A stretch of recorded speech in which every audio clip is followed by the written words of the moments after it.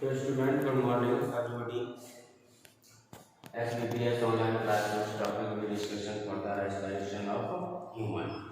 So the respiratory organ for the human body is the lungs. So different types of organisms are present for the earth in the respiratory system for the human. For the respiratory is the respiratory organ for the lungs. यानी lungs of respiratory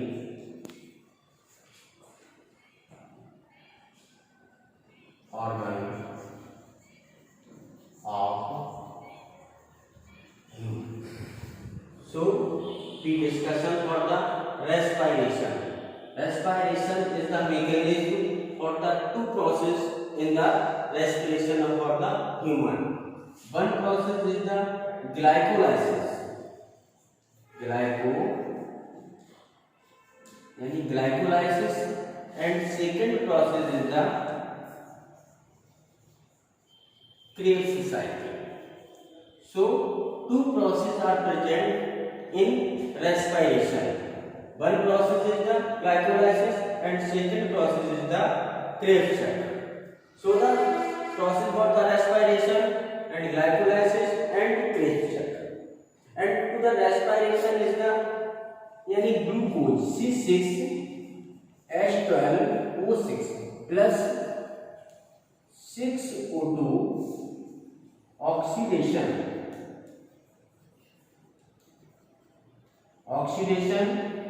यानी 6CO2 plus 6H2O plus 673 kilocalories energy provided.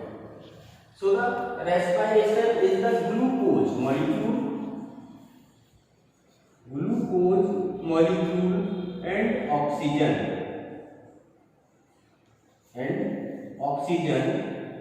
So the oxygen and glucose are the fused. For the glucose is the oxidation in convert for the carbon dioxide release and water release, and 673 kilocalorie energy is provided. So the glycolysis or the process in human respiration system, in glycolysis is the anoxygenation, यानी anaerobic respiration.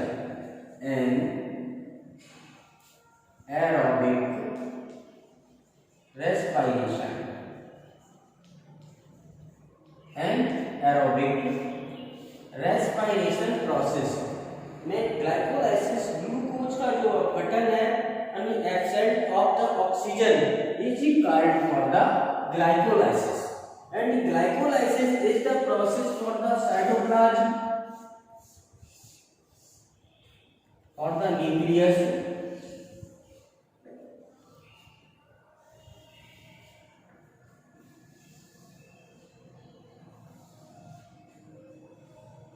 For the cell of the animal cell.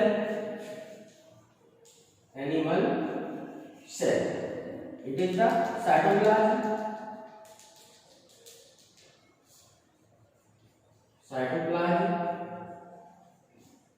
This is the nucleus, and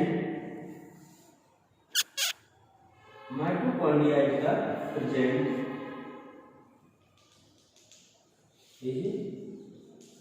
Mitochondria. So the nucleus is present and mitochondria is present. Ribosome are present in 80S type.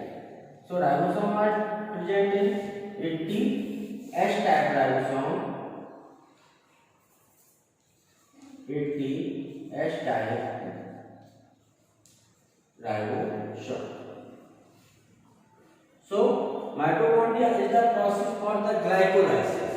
यानी जो glucose is the produce for the cytoplasm.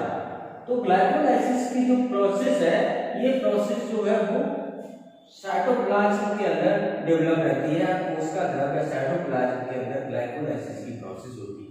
तो nuclear membrane और cell membrane यानी कोशिका झिल्ली या plasma झिल्ली के मध्य विस्तृत रूप से साइटोप्लाज्म प्रेजेंट है, और जो साइटोप्लाज्म है, इस साइटोप्लाज्म में प्रोसेस जो है वो यानी साइटोप्लाज्म में प्रोसेस है, वो प्रोसेस जो है वो ग्लाइकोलाइसिस की प्रोसेस है। तो two process are present, one process is the glucose is convert to pyruvic acid. तो glucose is the convert for the pyruvic acid,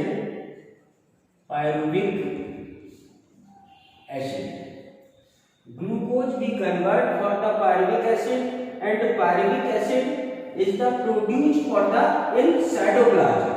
तो pyruvic acid जो प्रोड्यूस हुआ है कहां पर, यानी जो ग्लाइकोलाइसिस जो glucose enter to the glucose C6H12O6 glucose is enter for the is convert to the pyruvic acid. अब जो पायरुविक एसिड है वो pyruvic acid is convert for the present for the acetyl coenzyme, यानी acetyl coenzyme is the produce for the cytoplasm for the acetyl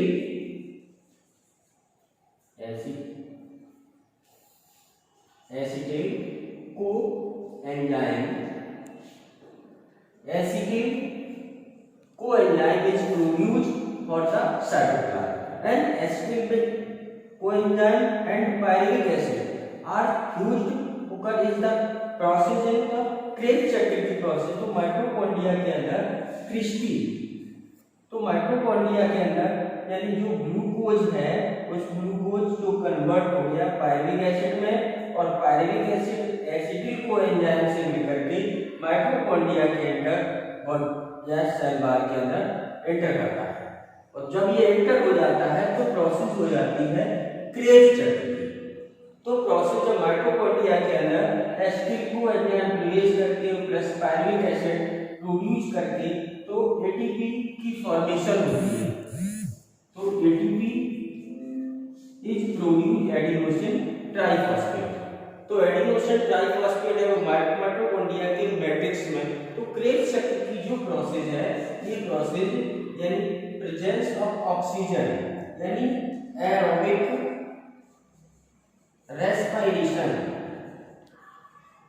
aerobic respiration की condition में जो acetyl coenzyme and pyruvic acid are fused होकर के ATP की formation करते हैं। तो एटीपी जो है वो एडिनोसिन ट्राइफॉस्फेट है जो ऑक्सीजन से संयुक्त होकर के एटीपी की फॉर्मेशन हो जाए। तो अब एटीपी जो फॉर्मेशन है तो ग्लूकोज 1 ग्राम ग्लूकोज यानी 1 ग्राम ग्लूकोज के ऑक्सीडेशन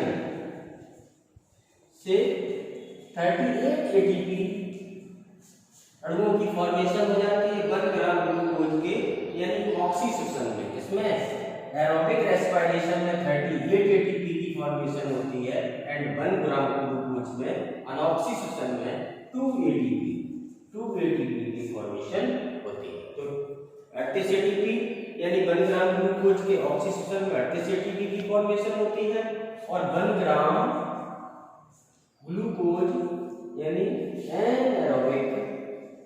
एनारोबिक रेस्पिरेशन में 2 एटीपी की फॉर्मेशन होती है। तो एक तो प्रोसेस है ग्लूकोज के ऑक्सीडेशन से ऑक्सीडेशन में यानी 38 एटीपी की फॉर्मेशन हुई, और अनऑक्सीडेशन में यानी 2 एटीपी अणुओं की फॉर्मेशन हुई।